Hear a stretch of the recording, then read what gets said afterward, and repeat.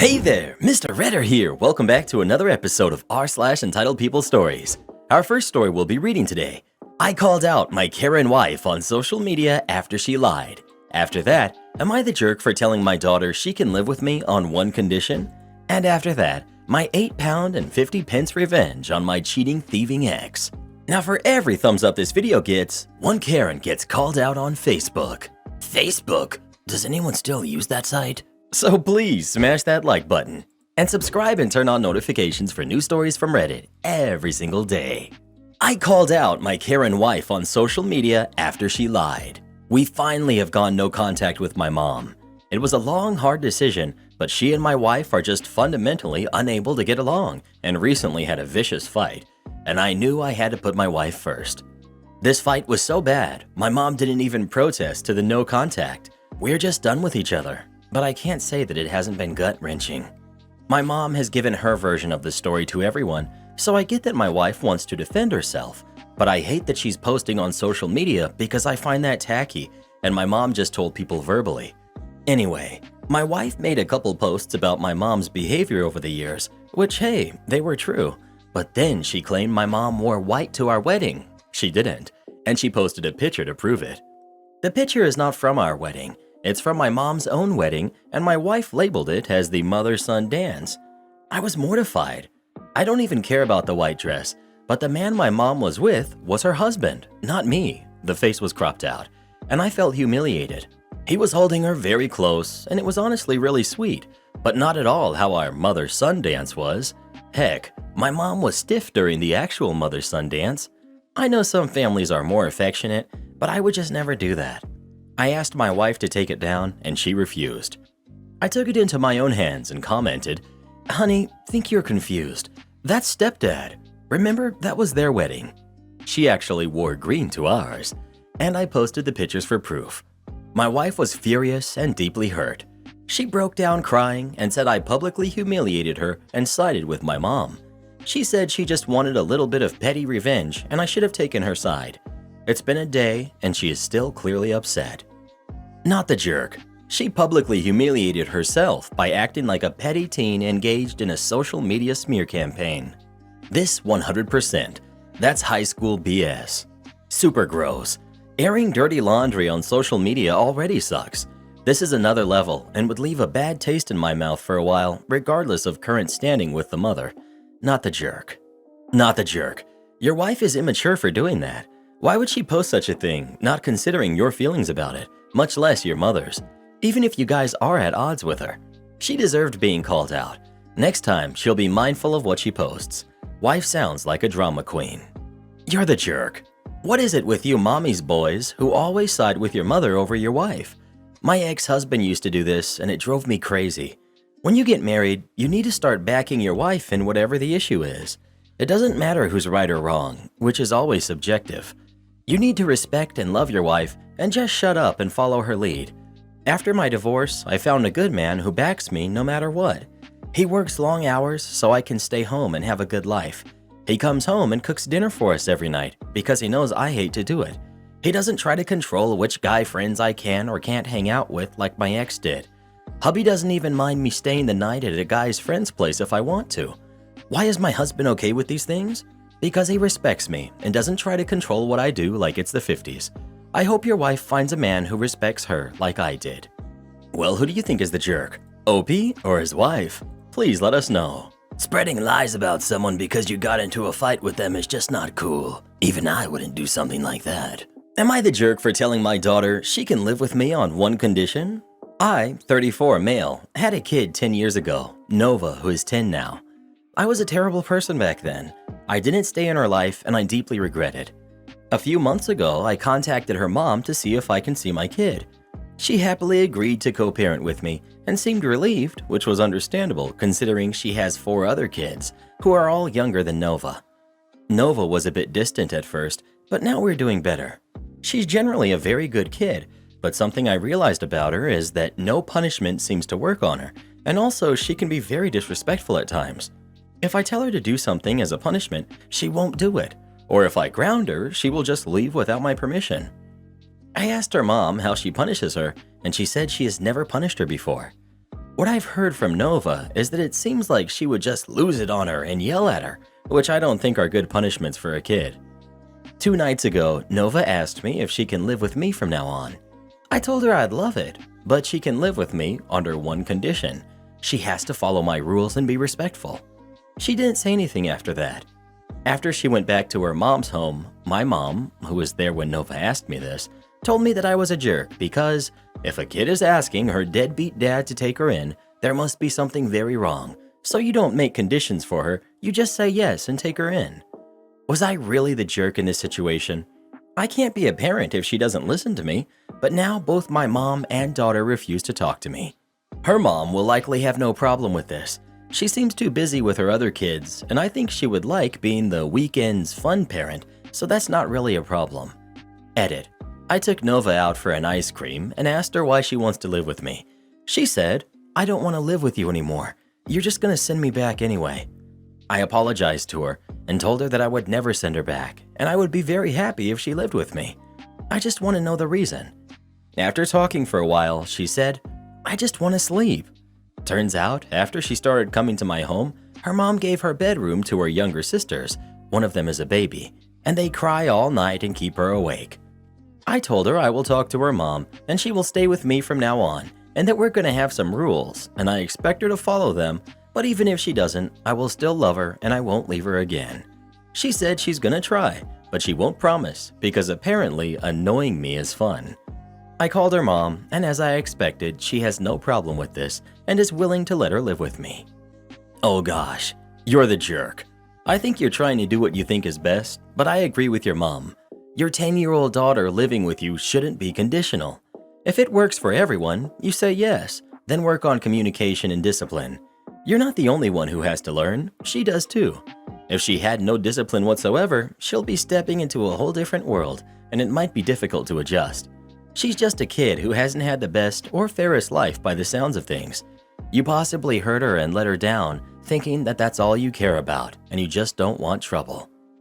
I agree, but OP, please take parenting classes. Kids need structure and limits, but they don't need constant punishments. You've been a parent for a few months, and with all due respect, you have no idea what you're doing. None of us do, but most of us have 10 years of practice before having to parent a 10-year-old. Read some books, sign up for a class, please. Just remember, social sciences have come a long way from where they were when our parents raised us. I recommend child psychology audiobooks in the car. It's fascinating and will save you so much energy and grief. You're the jerk big time. Your love for her has been conditional and continues to be conditional. She needs attachment to a parent, someone she can trust. What you should have done is talk to her mother, then take her in and find professional help and guidance for both of you. Telling your daughter it will be all right whatever happens, that you want her, even if she's not perfect. I totally understand why she's acting up and testing you. She has now learned that she can only be accepted if she behaves exactly like you want her to, which is not a great basis to have, especially as a girl. You're the jerk. It's one thing to expect obedience from a 10-year-old. It's quite another to actually make it a condition to allow her to live with you. It's okay to set boundaries for your kid. It's okay to have rules. It's okay to punish them if they break the rules, within reason of course. But it's not okay to expect a 10-year-old to be obedient 100% of the time at the risk of being sent away. Not the jerk. I wouldn't want her living in my house either if she can't follow basic rules. Her mother has completely failed in raising her. Big surprise there. And this impossible burden should not fall on you now. It's her mother's fault that she's like this, and honestly, there is nothing that can be done about it. By the age of 10, kids are set in their ways, and no matter how much you attempt to fix the damage, in the end it will not work. And for you morons who will try to argue with me, look, Karen, just because you listen to some stupid podcast about new age parenting doesn't make you an expert. Experience, which I have quite a bit of, is what makes you an expert. Trust me, I've had more than a few kids myself, and the ones who ended up broken and confused were the ones whose mothers kept them away from the good solid upbringing that I would have provided them with. My 2 sons, who I was actually able to raise, only due to their mother passing, both ended up successful and now have their own families. My 3 daughters and 4 sons, whose mothers took them and left, they all ended up living sad, miserable lives, and I honestly want nothing to do with a lot of them. Every now and then, one will reach out and want to know why I didn't try harder to be in their lives, how they want to try to build a relationship with me and start over. I tell them the same thing every time. Just ask your mother why I wasn't around, and until she tells you the truth, stop bothering me. I've got more important things to do. She taught you to hate me with her lies, so guess what? The feeling is mutual, kid. Then they complain about me more and say how horrible I am. Sure, keep telling yourself that, kiddo. Whatever helps you sleep at night. Bruh. Well, what do you think? Is OP the jerk for setting this condition or not? Please let us know. I imagine parenting is the hardest job in the world, and the salary's pretty much non-existent. My £8 50 pence revenge on my cheating, thieving ex. When I was at uni, I started dating this guy. At first, he was wonderful, dedicated to his studies, fun to be around, attentive, and always surprising me with things, working hard at his job, etc. Then, bit by bit, things unraveled. He started skipping classes, then he barely bothered to go at all. Worse still, he never helped around the house, never washed up, cleaned up, did laundry, nothing. He was even fired from his job for too many no-shows. All he wanted to do was sit at home and play Xbox or browse the message boards or forums. This was in the days before social media, when dinosaurs roamed the earth. This left me having to pick up extra shifts, sometimes double and triple shifts, all while going to class and studying. I later learned that this was a pattern for him. He'd be really dedicated to whatever he set his heart on, but then get bored and fall back into his old bad habits. Then he'd find a new passion and rinse and repeat. I knew I should have ended the relationship much sooner, but I held out hope that he would snap out of it, that maybe it was just exam stress getting to him. I desperately wanted things to go back to how they were, but it was not meant to be. I caught him cheating and threw him out. I was so stressed with everything that it wasn't until the next day that our joint savings account crossed my mind. There was a little over £5,000 in there, and bar a few hundred from him, the rest was money I had saved. I checked the account and it was all gone. My ex had cleaned out the account and moved into a new flat with his side chick. I called the bank. There was nothing they could do. He was authorized on the account. I contacted the police. They told me there was nothing they could do since it was a joint account, so nothing criminal had happened. They suggested taking it to civil court, but said I'd probably spend more money than I got back in legal fees, so it likely wasn't worth it. My ex had stolen £5,000, and there was nothing I could do about it. I felt like such an idiot.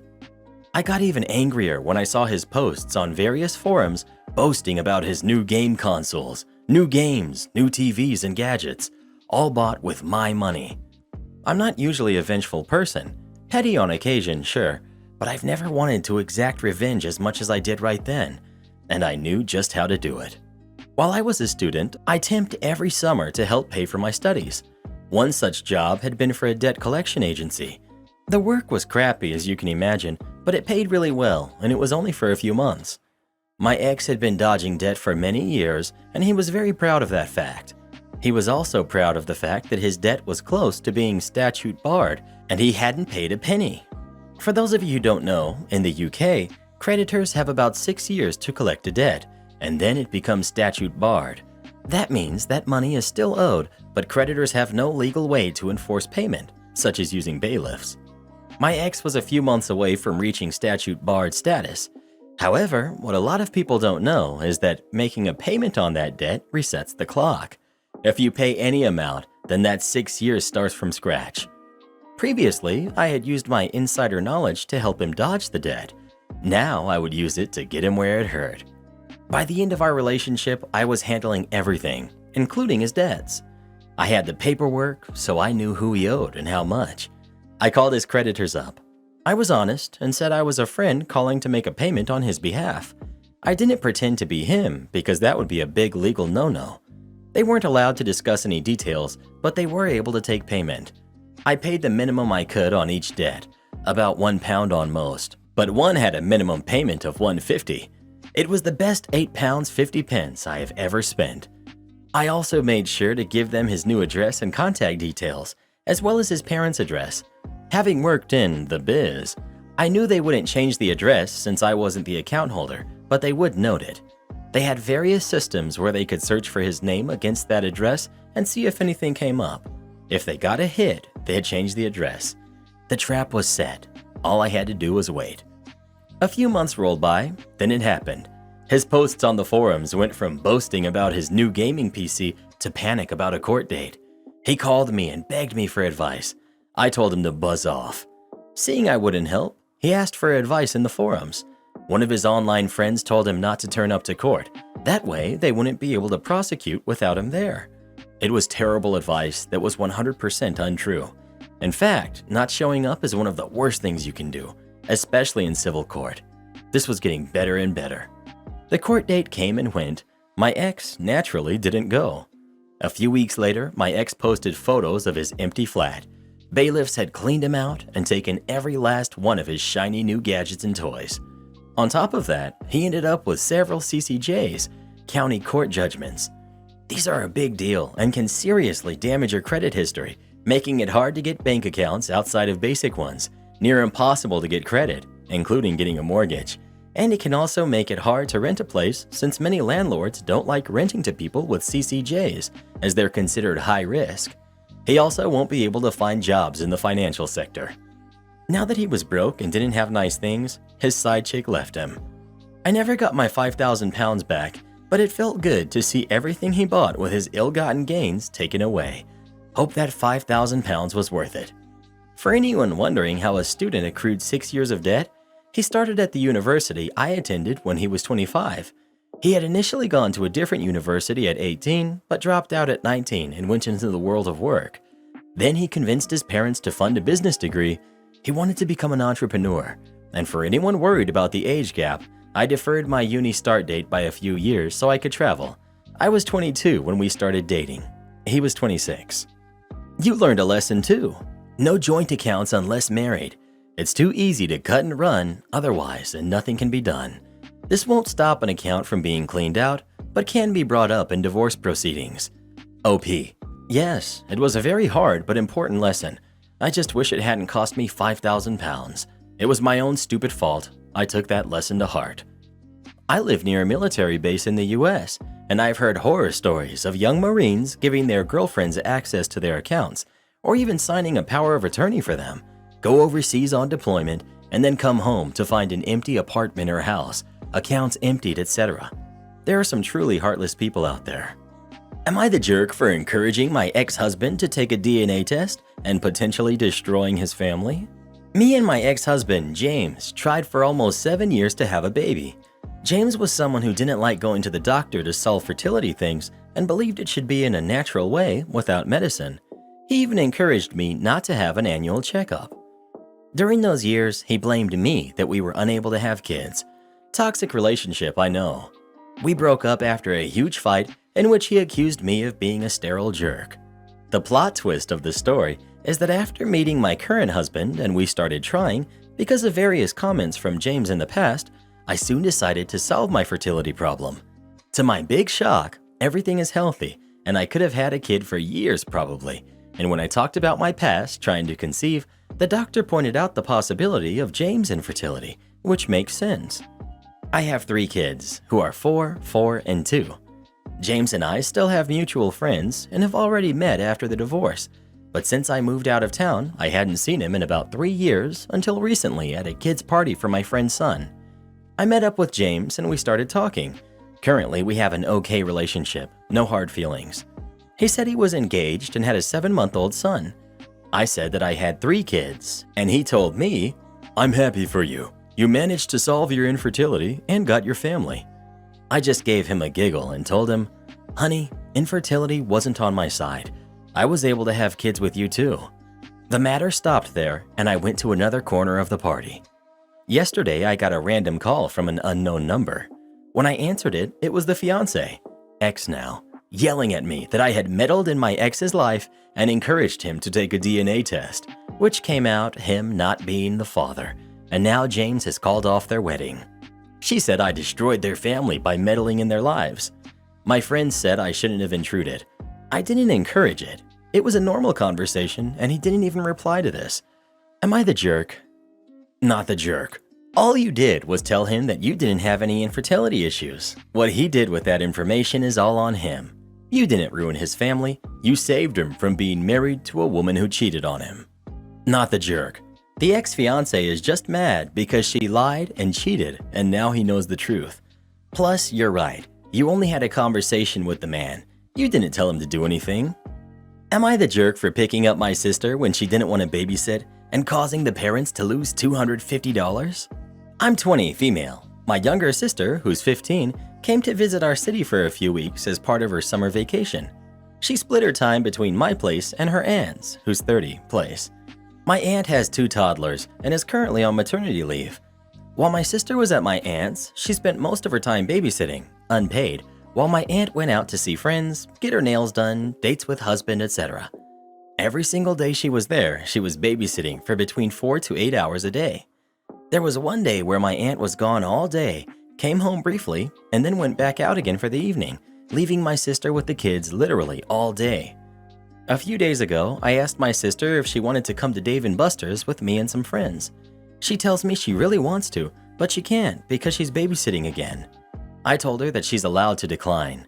She was a bit scared to say no, but yesterday she told my aunt that she can't babysit on Friday, today. My aunt says too bad. They have a dinner reservation at an expensive restaurant and will lose the deposit, $250, if they don't show up. My sister told my aunt that she was exhausted from babysitting, but my aunt basically said, sorry, but she has to stay and watch the kids.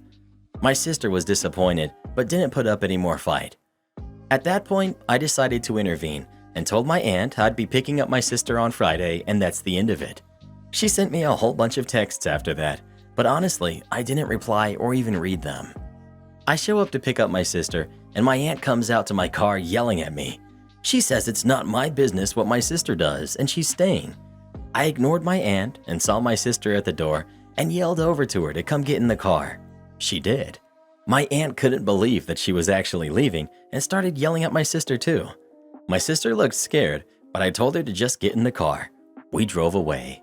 They couldn't find a replacement babysitter last minute and ended up missing their reservation and being charged for that cancellation. My mom is with me on this and said I did good for getting my sister out of the house, but another aunt heard about this story and she told me I shouldn't have picked up my sister after aunt number 1 said she had already had dinner reservations. She also said that I shouldn't have intervened and should have let my sister learn to stand up for herself. So now I'm questioning if I should have let my sister stay there and learn a lesson in standing up to people, or if I did the right thing. Am I the jerk for picking up my sister and leaving? Not the jerk. I'm glad your mom is on your sister's side. She should learn to stick up for herself. She's 15 and being used by her aunt. You did the right thing. ETA. The person who needs to learn here is your aunt, not to take advantage of people. The mom could also file against the aunt for not paying the sister for performing childcare. Do they realize that? Yeah, aunt number 1 owes the sister a minimum of $15 an hour, and I'm guessing that's a couple $1,000s at this point. Not the jerk, and thank you for doing that. Your sister is not free babysitting and not at the whim of your aunt. Also, shouldn't your aunt be bonding with the kids? Not sure how long maternity leave is where you are, but even a year, I'd expect the mother to be with the baby a little more. I know parents need breaks, but a whole day? Not the jerk. OP. 18 months maternity leave. I don't have kids, so maybe I don't know how hard it is, but I was starting to feel like the babysitting was excessive, especially since my aunt has been off work for almost a year already and gets lots of help from her in-laws with the kids. I just didn't think it's my 15-year-old sister's responsibility for helping my aunt so much on her summer break. Will a plot number work for the address? My dad passed when I was 10 years old, and this story takes place about a year or two afterwards. I honestly don't remember exactly how long it had been since a lot had been going on to blur those years together, but I do remember my mom was still very distraught about this. I think this was one of the first times I actually saw her leave the house since it happened. Also, I'm naturally very tiny, so while I was probably like 12, I definitely looked at least half that. On this fateful day, I had to go to the doctor's office. I think I had pink eye, but again, I don't really remember. My mom sat me down in the little receptionist office and grabs the paperwork to fill out. My mom's always used humor to deflect her pain, so it wasn't strange to hear her mumble, "Second guardian, parent address. I don't know how Heaven's address system works. Guess that's gonna be left blank." What was strange was when she returned to the receptionist counter. I was bored out of my mind and it was a tiny waiting room, so all I could do was watch the scene unfold. My mom turns to come sit with me again, but is stopped. "Excuse me, ma'am." My mom turns around to face the receptionist. "Yes?" "You didn't finish your paperwork." My mom, ready to do her job and ensure her daughter had medical care ASAP, grabs the paperwork off the counter. She flips through it. "No, looks like I got it all." "Ma'am, we need a second parent listed." "Oh, he's no longer in the picture." "I'm sorry, but I still need an address." My mom lowers her voice, almost too quiet to hear. "I mean, he passed recently. I don't have an address." "Ma'am, I can't file the paperwork without one." Her voice is no longer lowered. "He's passed away. I can't give you one." "Then I can't file the paperwork." "So you're telling me I need my deceased husband's current address to get his daughter looked at?" "Yes, ma'am. I can't file the paperwork until it's been completed." My mom isn't normally one to make a scene, especially not somewhere like a doctor's office. Keyword, normally. I watch my mom open her mouth, close it, take in a deep breath, and nod. My mom then spoke loud. I almost think she embellished the heartbreak in her voice, making sure everyone else could hear. "Well, I hope a plot number works for my husband's address, because that's all I can give you." The woman immediately starts to panic. There's no way her bosses didn't just hear that, and I could already see people standing up, I assume to defend my mom's honor. She started trying to take the paper from my mom's hands. No, don't worry, I don't need one, this is good enough." She glared at the woman. "No, you said you can't file without an address, so I'm giving you one." My mom's also super stubborn when she gets frustrated. She held onto those papers like they were my dad's final words. Tears were streaming down her face, though I'm still not sure if it was from anger, grief, or an equal mix of both as she had scribbled out his plot number. She didn't move from the desk, but it didn't matter. Everyone was looking at her in stunned silence. My mom had to grab her phone to get the proper number, which involved returning to our seats where her purse was. Everyone turned to glare at the receptionist when they saw my poor mom had a kid. When she did return with her phone, a different woman was standing up front.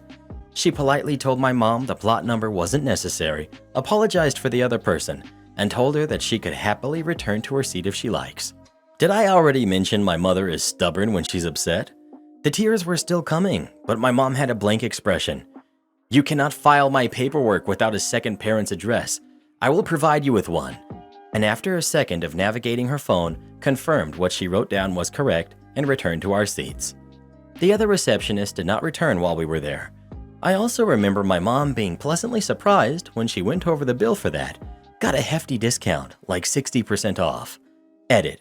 Thanks everyone for the awards. I've been having a laughing cry as I read everyone's own stories of stupid policies and gallows humor. I told my mom she's internet famous, and she said she's glad it's because of this story and not the few times she's become a full-blown Karen. Am I the jerk for blocking access to my food and threatening no help with accommodation? I, 22, male, am in my first serious relationship with H, 25, female. We've been together for just under a year. She moved into my place 3 months ago. Everything was fine in the beginning, but once we started seeing each other more frequently, I noticed her bad habit. Every time we went out and food was involved, she would sample my food before I got to it. We're not just talking about a chip here or there from my chip sandwich. In actual classy places, she would take the first chunk of my steak, salmon, or cake. You name it, she would take the first bite. I had several talks with her about this, but she said it was cute and not sinister. 4 months ago, H got a job with training opportunity. After completion, when she returns to her normal place, the salary will be higher. My place is 40 minutes closer than where she used to live, and I offered her to live with me, rent-free, if she stopped this behavior. The first month, she stuck to our agreement. The second month, she slipped up a few times. This last month, she has gone back to her old ways. Last weekend, a turning point. I bake, it's my hobby, so I made a cake. After dividing it into 8, I left it in the fridge while I went out with a friend. Usually when I bake and friends drop me off, I will fetch a few slices and thank them for the lift home with the cake. Imagine my surprise when I saw that each piece had a bite taken. I phoned my friend that I owed him cake and he needn't wait for me to come back down. I was angry. I told her that she had embarrassed me and we needed to figure out a solution. She went defensive and said she ate it due to loving me so much, that this is normal and that I should love it. I made it very clear that she needed to stop now or there would be consequences. Next day, I bought a lockbox for the fridge. She was livid, but couldn't do much. Last night, she broke the lock and had taken a bite out of all of my snacks and 2 slices of baguettes in there. I told her to pack her stuff and leave while I stay with my mother for a few hours. She called me the jerk for making her homeless and possibly ruining her employment opportunities. Reddit, am I the jerk? This is not cute, and the fact that she thinks it is shows complete immaturity. Taking a bite out of every slice of cake doesn't show love, it shows selfishness because nobody else can have a piece. She will likely be a controlling, possessive partner as time goes on, and you'd be so much better off not just kicking her out, but ending the relationship as well. Not the jerk. Huge shout out to our newest official channel member, Tech Jess. Thank you so much for supporting the channel, it really means the world to Reddit Boy and I. Support our channel by joining as a member today, and we'll give you a shout out in our next video. Or come watch this video next. You won't believe what Karen does in that one.